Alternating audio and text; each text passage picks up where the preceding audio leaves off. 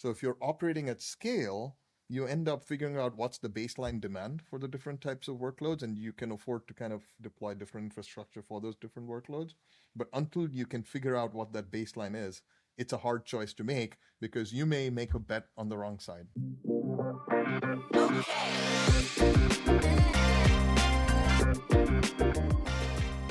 All right. Hello, everyone. We have a special guest today, Madhu Rangarajan from AMD. Welcome, Madhu. Tell us about your role at AMD. Hi, so I've been at AMD for about 3 years now, and I run the compute and enterprise AI product team. So that's all of the EPYC CPUs and all of the GPUs that are not rack scale. So think the PCIe Chem card, think GPUs that are 8-way, and so on. And I've been in the server industry for about 26 years now. Prior to this, I was at Ampere. Prior to that, at Intel. Prior to that, at Dell. Predominantly in engineering and architecture roles, but more of a product role for the last few years. Okay, awesome. Interesting. So perfect. You're the perfect guest today because I want to talk CPUs for Agentic AI. And then I also want to hit on enterprise AI, especially like sub-rack scale. So we'll try to get to those both. So let's get into the fun stuff. So let's talk about CPUs. So maybe to lay the groundwork for listeners, at Advancing AI recently, Lisa kind of called out these 3 different workloads and to explain sort of how the server CPU market is shaking out. Can you walk us through those and maybe tell us like why AMD sees the world this particular way? Yeah, so maybe stepping back a little bit, right? The transition from the chatbot era to the agentic era basically drives a lot more CPUs because instead of being a chatbot just answering questions that you ask it, you now have an entire workflow where, based on the token output from the GPUs, the real work is being done, whether it's coding agents or any other sort of agents. And what that's driving is a much more complex end-to-end workflow that involves a lot of CPU. And this is where I think we have been decomposing this workflow all the way from there's a gateway, there's a orchestration step, there is RAG in order to inject enterprise data into your results. There is the reasoning itself, which has been the interesting part for the last few years, and all the attention has been there. But now, making the reasoning do some useful work is driving CPU demand again. And after the reasoning, you're going to have tool use because, well, at the end of the day, you want to do real work, and that means you have to run some tools, and the tools tend to run on the CPUs. Then you have to do some verification to see, hey, did the agent do what I asked it to correctly? And then you loop around until the verification model says, yeah, that's satisfactory. And then a user gets a response saying, okay, the agent did its thing. And at that point, the user might go, well, I don't like the answer. Can you go do it again? And this time fix this. So you now have a series of steps that are CPU bound and some that are GPU bound running in a loop. And that's what's driving this crazy CPU demand we are seeing in the market right now. And the workload itself is not one size fits all. A lot of this workload is very familiar. All of the things that we know and love from the past, like databases and CRM and ERP and all of the stuff that agents calling those workloads instead of humans calling those workloads. And in addition to that, you have some new emerging tiers like agentic orchestration and agentic tools running, where you now have agents creating code on the fly and executing those at extreme concurrency. So that's creating a new tier of servers. So based on all of that analysis, we kind of broke it up into 3 large buckets, right? There is the host node itself, which is the CPU that connects up to the GPU, where you want a lot of single-threaded performance, where you want a lot of memory bandwidth and I/O bandwidth. And the goal is to make sure you maximize GPU throughput, and the GPU is never left waiting for the CPU, right? So that's one tier of servers that we've been focused on. You've seen us have the Turin high-frequency part serving that, and we're going to continue that with Venice and Verano. The second bucket of CPUs is the tried and true general purpose, because agentic drives demand for databases and all. And agents may run EDA tools, and agents are going to do ERP. So all of the CPUs across enterprises and cloud that have been doing those workloads, you're going to need a lot more of them now that agents are trying to make use of those CPUs. And the third bucket is this agentic orchestration and tools, where now you have swarms of agents trying to do a lot of work. So you have to now think about it at a fleet scale level, where you want to balance how many agents you can run concurrently and how quickly any given agent is able to complete its task. And that's what data center operators would be optimizing all day long. And that's the third tier that we introduced a new lower power Venice for in advancing AI recently. Nice. Okay, this is helpful history. And I think like what I'm hearing you say, if we kind of like go back in time, was obviously like back in the cloud era, there's these general purpose CPUs. You guys had different SKUs there to fit the different workload needs there, whether it's a database or an API server, whatever. Then of course, fast forward to the early chatbot days, 2023, 2022, all of a sudden there's the need for the head node to feed the GPUs. And then of course, with reasoning models and now agentic AI, it's suddenly like, oh, we need this third bucket, the place where the agent's going to live, do work. And a lot of that is CPUs and maybe ping ponging back and forth with the GPU, but a lot is actually happening on those CPUs. Yeah. For example, right, you ask it to you feed in a big piece of code and ask the agent to optimize it and make it more performant. You're then going to eventually feed it into the GPU, and the GPU is going to output a bunch of tokens, which is basically the modified code. And then you want to run that code and test it and see if it needs further modification. Or you could get more sophisticated and say, you know what, output 5 versions of this code for me. And then I'm going to run all 5 versions in a fan out manner and figure out which one works the best, and then come back with the response. And all of that's going to drive more CPU usage once the tokens are output. Sure. Yes, that makes sense. So, okay, then if I'm thinking about like a one word kind of priority for these different sockets, if you will, like what's the priority for the host node versus the agent server versus general purpose?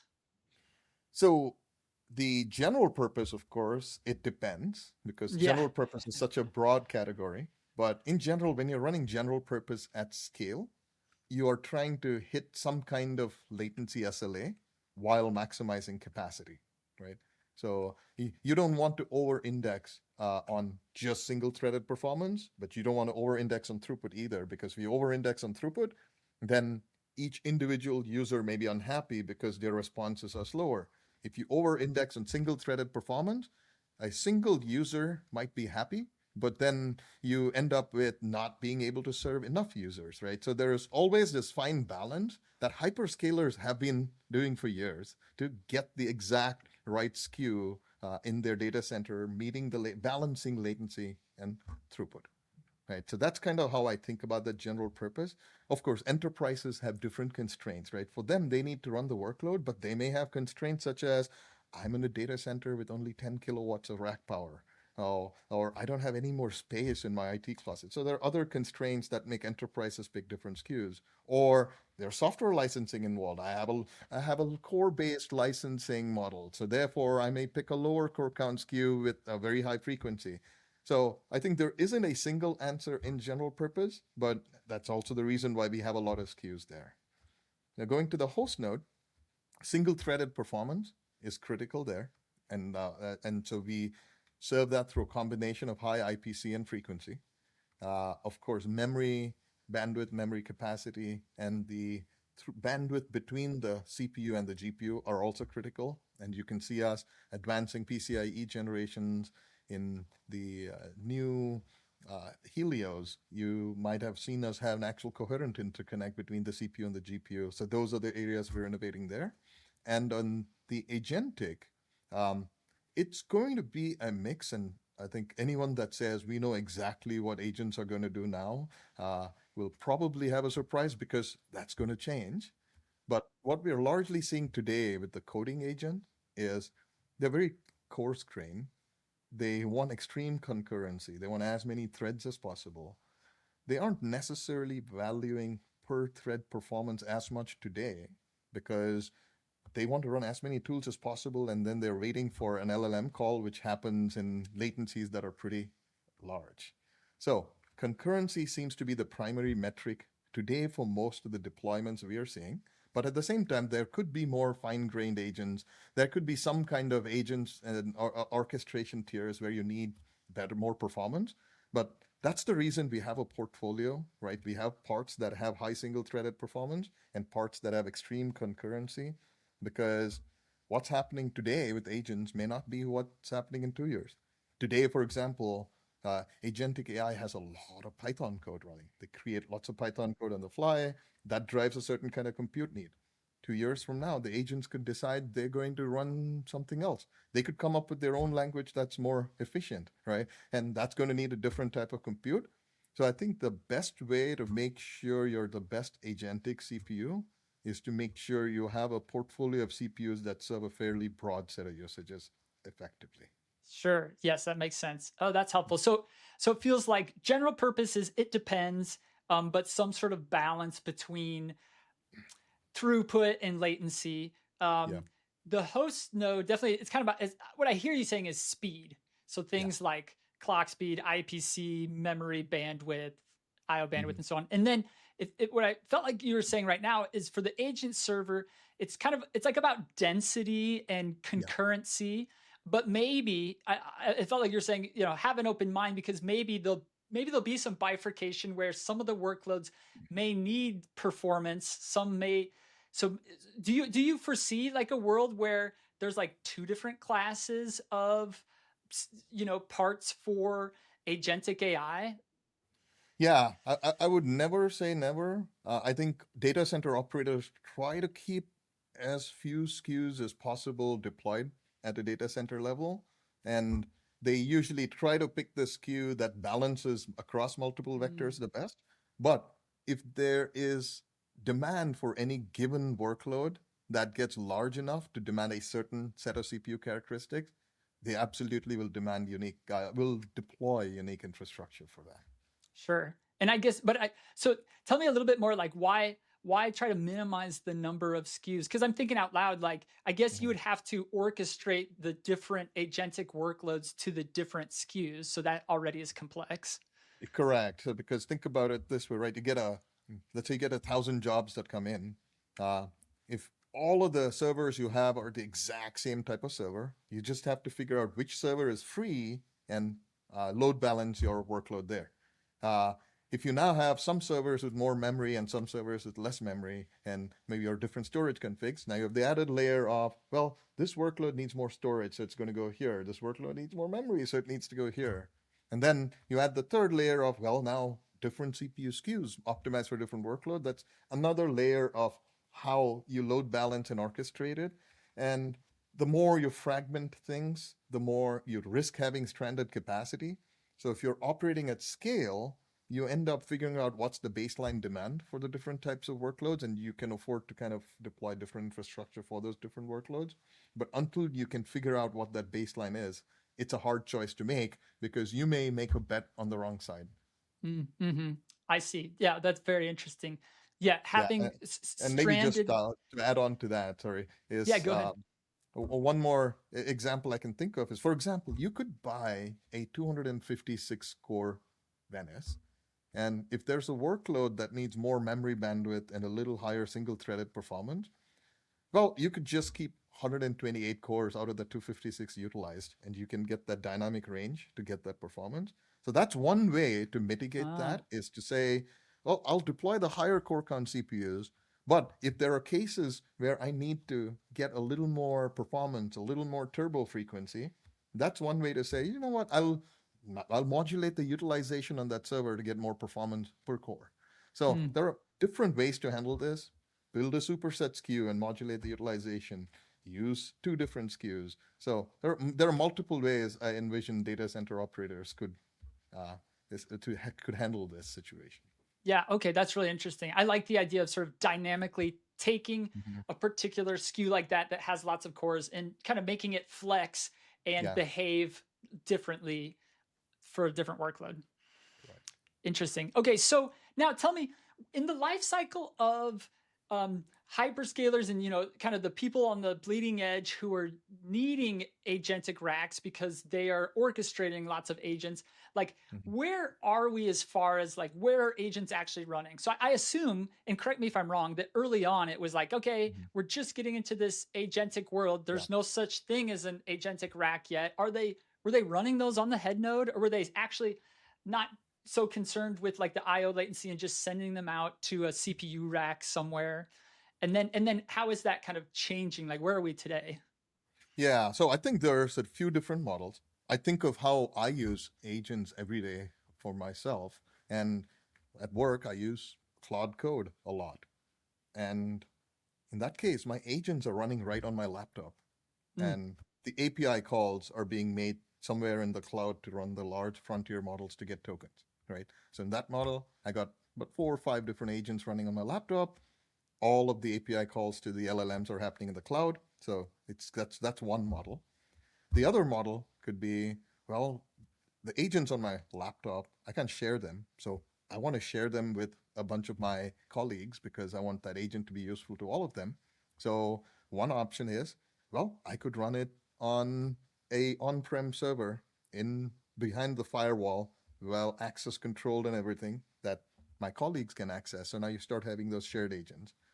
Or you can run them on any virtual machine in the cloud anywhere, right? So that's the other way to run it. So I think most of these types of agents tend to run a little decoupled from the LLM inference call itself. Uh, on the other hand, I could have like a Strix Halo where I have one box where I'm doing the agents and I'm doing the LLM and I'm doing everything else. So I think multiple models exist. But for at scale deployments today, I'm predominantly seeing these agents run on largely general purpose servers in a scale out manner, quite decoupled from the LLM, uh, the GPU nodes that are running the LLMs themselves. Because when you're running a coding agent and doing compilation, you don't want your core sitting doing the compile and keeping the GPU waiting, right? The hmm GPU could be serving another LLM inference call, and that's a much better use of the GPU resources. So, at least my view is I'd be hard pressed to see why you would run it that way at scale unless there's a very specific use case where it's extremely tightly coupled. Okay. Yes. So, and I think you make a good point, which is there's a lot of agentic use Mhm. case today that's happening that's running on our laptop CPUs. Yeah, So it's not always even running in a VM on a server CPU. correct. And so when it is, what I feel like I hear you saying is today it's probably running on racks that are, you mentioned scale out, but these would not be in the GPU data hall on the east west Correct. network. They would be in a traditional data center somewhere. Yes. Yeah, gotcha. Okay, yeah, that's helpful. So then, maybe just extending this train of thought, when we hear about like, oh, so and so is going to deploy a gigawatt of AI compute, of Hmm. course, a person can kind of like calculate how many head node CPUs that is, and we've Yeah. talked about, going Hmm. from, 4-to-1 ratio in the head node world to now it's more closer to 1-to-1. But how should people think about like, is there kind of like a rule of thumb of like, oh, a gigawatt's getting deployed, so how many Hmm. agentic CPUs that is? And I'm sure it obviously is, the answer is it Yeah. depends, but should we think like people are buying agentic CPUs greenfield when they're deploying, a Hmm. gigawatt? So I think when they're deploying a gigawatt, they have to think about the predominant use cases and the ratios, right? We've heard multiple ratios in the industry, 20 to 30% on compute nodes, maybe 70% on GPU nodes. We've heard ratios that are more even 50-50. So we've seen numbers that range all over the place. We've done some of our own internal testing with coding agents and how long they spend on the CPU nodes and how long they are actually spending on the LLM GPU nodes. So we got some coarse grain numbers from those as well. Uh, Now, some use cases stress the CPUs a lot more, some use cases stress the GPUs a lot more. So there's going to be a range here. But generally, we are seeing this 1:1 becoming much more common based on those power ratios I just spoke about. But what we expect to happen over time is that ratio shifts even more in favor of the CPU, because if you just plot what has been happening to, let's use spec in trade as a metric for CPU performance, and plot what's going on with spec in trade, say, over the last 5 years, and maybe even project forward what it looks like for the next 5 years. Project GPU tops and how many tokens GPUs put out over the last 5 years, and project forward to the next 5 years. You'll see that one line looks like this. The GPU line kind of goes significantly higher. And the more tokens that are put out by the GPU, the more CPU resources you need to do useful work with those tokens. So we actually think 1:1 will climb to even more on the CPU side as we move forward in time, driven by the sheer capability of the GPUs and all of the software innovations happening on quantization and so on.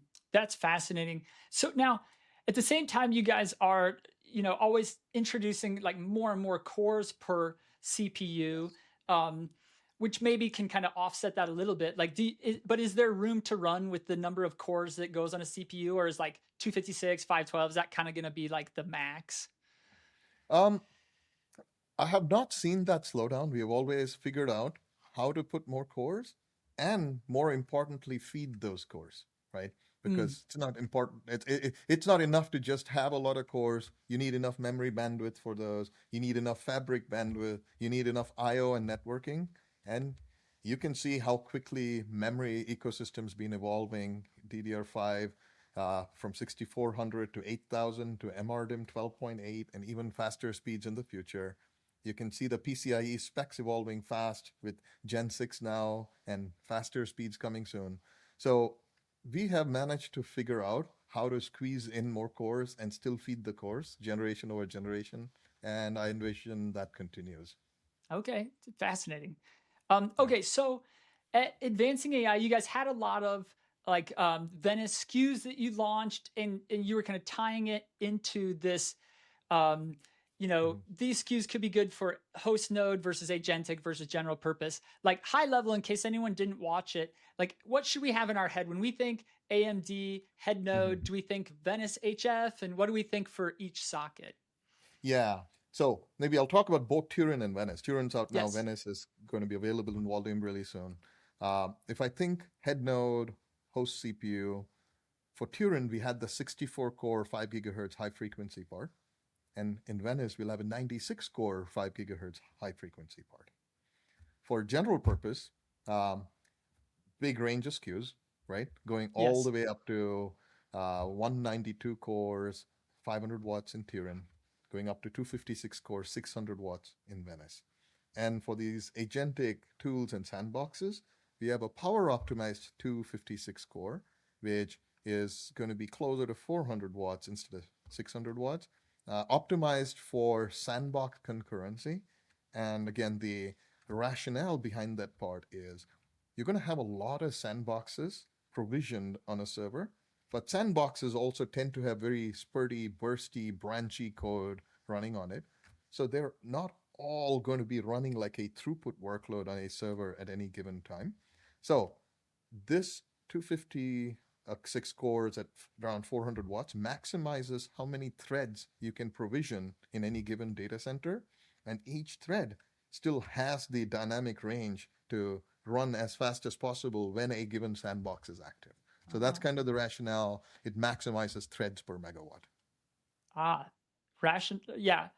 Maximizes threads per megawatt. That's really interesting. Yeah. Do you think there's a point where people are talking about threads per megawatt as opposed to like CPUs per megawatt?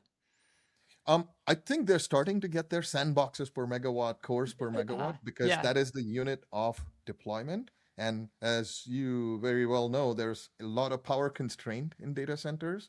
So if I have a 10 megawatt facility, how can I maximize how much sandbox capacity I can get there, right? Sure. So that is a critical metric, and cores is a pretty good proxy for that as long as your cores perform well. Yeah. All right, super interesting. Okay, so now let's talk kind of competitive positioning. for anyone who's been following this closely knows there's been a Mhm. lot of companies in the space saying they've got an agentic CPU rack now. Yep. And maybe to remind listeners, NVIDIA has Vera, which was originally a head node, and now they also have a standalone CPU rack that was Mhm. 88 cores and 176 threads. Yeah. ARM launched their AGI CPU. I think it was up to 136 cores and 136 threads, so no SMT or multi-threading. And interestingly, which set us up nicely for this conversation, on ARM's most recent earnings call, there was a sell-side analyst who specifically used the AMD framing, and he said, head node, agentic, general purpose, Mhm. where does this CPU go? And CEO Renee Haas said, oh, we think it could work for all three. And then, of course, Intel, I think recently at Computex, they talked about like a performance rack and an efficiency rack. And then, we see Mhm. AMD coming out. And the way I'm interpreting it is really saying, like, well, we have a portfolio. We've always had a portfolio, and we think that there's different options within our portfolio that fit the different workloads. So, talk to me a little bit about like the kind of one SKU fits all versus a portfolio, and yeah, any insights you have on how we should think about the competitive positioning here? Yeah. So the one SKU fits all, I think I've been in this industry long enough to know that the customer environments are diverse, their workloads are diverse, the constraints are diverse, that I don't necessarily buy into that view of the world. Sometimes you're driven to different SKUs based on workload, and sometimes you're driven to different SKUs based on constraints. Mm, Sometimes you're driven to SKUs based on, hey, I already plumbed this data center for liquid cooling because I have a bunch of racks and GPUs. Now I'd like to slide in a compute rack that also takes advantage of the liquid cooling, right? Some of what are being called agentic racks, in my view, are just dense liquid cooled racks that take advantage of what was provisioned in the data center for GPUs already. I don't think there's anything that makes them agentic specifically, because again, as I mentioned, agentic is a diverse set of steps. Many of those steps are like gateways running Nginx, which are things that we know and love for many, many years now. And some of them are like these agentic tools and orchestration. So you're going to have an entire data center that's running a end-to-end agentic workflow, and you're going to have multiple parts to serve those workloads, right? Your RAG databases are going to need something different from what your storage nodes are going to need, or are going to be something different from what your gateway needs and what the tools mm, needs, right? So I think you will continue to see those types of diverse deployments. And even if you consolidate down to say 2 or 3 SKUs for your entire data center, you'll still have multiple configurations in the rack when it comes to memory provisioning and how much storage you put in it and so on. yeah, that makes So I that makes think a lot my of answer sense. would be there is no such thing as an agentic rack. Yeah, well, no, and I think that's very fair based on what we talked about, where you've outlined there are different workloads and they have different characteristics, and therefore they need something different from the compute that they're deployed on. And I actually like the way at the end, saying there's no such thing as an agentic rack, stripping away the marketing and just saying like um, a dense liquid cooled rack, a dense air cooled rack, a Yep. maybe less dense but high performance liquid cooled rack. That's really what we're Exactly. talking about at the end of the day. Yes. Yeah. Okay. Yeah, exactly. I 100% agree with that. That's how I think about the world. Yeah. Yeah. No, that is helpful. So thank you Mhm. for sharing that. Okay. Maybe one last question on the CPU front and agentic CPU front. A lot of hyperscalers have designed their own ARM-based CPUs, Yeah. Google Axion and Mhm. Microsoft Cobalt and so forth. Traditionally, those have been for general purpose, and actually even a lot of them are for first party workloads, but some are for third party workloads as CSPs. Do Mhm. you see those fitting into serving some of there's obviously general purpose. Do you see them Yeah. fitting into the agentic workloads at all? Yeah, I mean, they are general purpose CPUs and they can run a broad set of workloads, right? Yeah, I mean, like Mm, within the constraints of the ARM ecosystem. But if they wanted to run some Python code on a single thread, they could obviously do that really well. But our job is to make sure we run it even better than that, and we give the concurrency and the TCO and the perf per watt benefits that make it hard for them to choose their own CPU versus what we have to offer. So that's how I think about it. It is a competitive environment.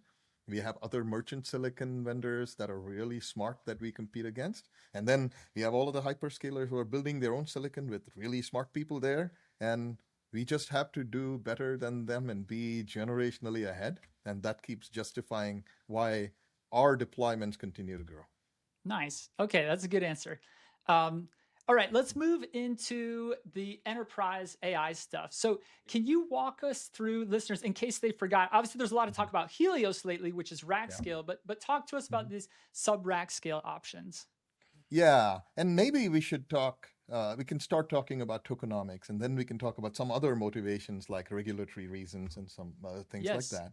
But if you think tokenomics, I think every corporation is starting to use AI far more extensively, and that is putting a lot of pressure on token budgets, right? Every Everyone I know is using a lot more tokens, and the bills are growing dramatically. Now, the question that we have to ask is not every AI related task needs to go to a PhD scientist equivalent AI. Some of them could go to an intern equivalent AI, right? So I think that's really where tokenomics comes in, is route the highest value requests to the highest cost AI resource, and things that can be done with smaller models in lower cost hardware, route them to that and create a more balanced environment in terms of token spend. I think that's something that every single IT department across enterprises is looking at. Our own IT department is looking at that. We are doing experiments with the MI350P PCIe card, which can go into a broad set of on-prem enterprise servers, air-cooled, slotted into a PCIe slot, and get it going. And we are looking to see if we can save like 40% on token costs by load balancing the right tokens to that on-prem resource, and then the right set of token requests to the really large frontier models in the cloud. So I think that is driving a lot of people to think of these smaller resources, because I mean, think of an MI350P. You can run models that are 200, 250 billion parameters, right? By no means are they super small models. Those are some medium-sized reasoning models could run on that. And then as we move to the 8-way, you can even run models that are closer to 1 trillion parameters there. So I think that's what's motivating customers to think about it, is minimizing cloud token cost spend while still not compromising on the output of the AI. So where you need the frontier models, you don't want to run it on a smaller model because the quality of the output will be wrong and you'll just run it 5 times to get the right answer. So you don't want to do that. You have to know what to balance where. And I think that's where a lot of work is going on, to have intelligent model routers and so on. Yeah, yeah. Okay, interesting. I mean, I can relate to this even from my own personal experience, which is, I've got my $200 Claude plan, and when I need Fable and I'm doing frontier model for coding, but then the stuff that I'm coding, I'm ultimately running and maybe have some lighter LLMs in it where I'm like, oh, dude, I'm totally not burning Fable tokens on some of this stuff. And in fact, and this is actually very related to our conversation here. I have an AMD Ryzen AI Max. I think it's 395 plus. It's like the framework version here in my house. And so it can run, quantized models, think like, I don't know, sonnet and haiku quality. And so even I have been thinking about, like, how do I reduce my spend and orchestrate my tokens to running sort of from my own token generator, so free tokens, if you will, versus paying, for frontier tokens. And so you're saying a lot of enterprises are thinking the same way, and 350p is enough for their medium-sized models, and maybe even the 8-way server nodes are enough to run even like 1 trillion plus parameter models. Yes. Yes. I think Okay. that's what we were saying. You can do some medium to large reasoning on-prem with those servers, and then use the frontier models for the highest value stuff. And in some cases, they don't even use those smaller GPUs on-prem, they rent the smaller GPUs in the cloud. So that's another model too, Oh, where there you go. where yeah. So I Yeah. think both models are valid. I think the whole world was going hybrid even before this happened, and Mm, now it's a much more complicated hybrid. sure. Totally. Yeah. Totally. So what about what are you seeing with customers? Like, are there concerns that to be able to run on premise or even on GPUs that you rent, you have to Mhm. use an open source model, generally a little bit Mhm. behind the frontier, Yeah. versus the frontier models? Like, is the open weight model that might be kind of 6 months behind a hindrance or not really? I think that's where the model routers come in. If it's a simple summarization task, I don't think it's necessarily as much of a hindrance. But if you're asking it to write the most complex piece of code, then it could be because it takes a few months for those models to catch up. So I think this is where how you route the models becomes important, right? Simpler use cases or use cases you know those models are good at, you route to those devices and the rest goes to the frontier models, and that's going to be it's a constantly shifting thing. Yes, indeed, indeed. Yes. So, and then what about desk side? Inference, whether it's a laptop or a small kind of mini PC that are kind Mhm. of gaining steam. Um, do you see those also just plugging into? It sits behind the orchestration, or how are you thinking about it? Oh, I think you're going to see all kinds of models, right? I'm setting up one of those at home to run some personal agents, and I'm not necessarily. And right now, I'm still at a point where I don't let the agents go unrestrained. So I would like to control the access policies and what they can access and so on. So I think there's going to be a whole bunch of people doing things like that. I already spoke about running a bunch of agents on my laptop. I think that model will continue as well. Uh, I can envision a day when you even have a couple of smaller agents running on your phone, right? So I think there is going to be agents deployed across multiple places and maybe even talking to each other and doing the right thing at the right place. I think this has always been the panacea of edge computing for a while is, hey, let's have a far edge, a near edge, and a regional data center and a central data center. And the problem was always orchestrating it. But Yeah, when AI can figure out how to do that, maybe that actually becomes more reality. sure, totally. Do you Yeah. it feels like there's probably opportunity for startups or companies to create this orchestration. I mean, is everyone doing their own bespoke orchestration, or are there companies out there that can tackle this for customers? I think we are seeing some open source orchestration stacks pop up, but if I think about a lot of the biggest customers out there, it's still a little bespoke. I think just like any rapidly evolving industry, it'll start with things that are bespoke and people are modifying, and then eventually become a little more standardized and open source. I think Kubernetes is a great example of that. And I think we will see the same evolution here. I think Mm, eventually openness wins. sure, totally. And Yeah. what about security? This just popped in my mind. We see the Mhm. um, Anthropic's got models that are very advanced and they're Mhm. very good at cybersecurity, either defense or Yes. offense. Um, Mhm. if I'm buying my own token generator, running stuff on prem, do I need to get more sophisticated from a security perspective? In like now, my on premise models need to be able to prevent, someone's other models from attacking them or something, or is this just like a networking firewall issue? My view on AI and security is especially the most advanced AI models are extremely useful tools to make your entire system more secure, right? So I think you have to leverage, regardless of how you are splitting your workload between on-prem GPUs and advanced frontier models. I think you'd use the most advanced models to find all of the security attack surfaces and close them. So I think of this as a useful tool to secure the system, no matter how you compose the system.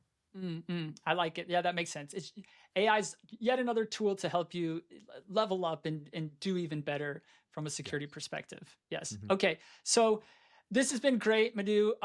Let's see. Last question.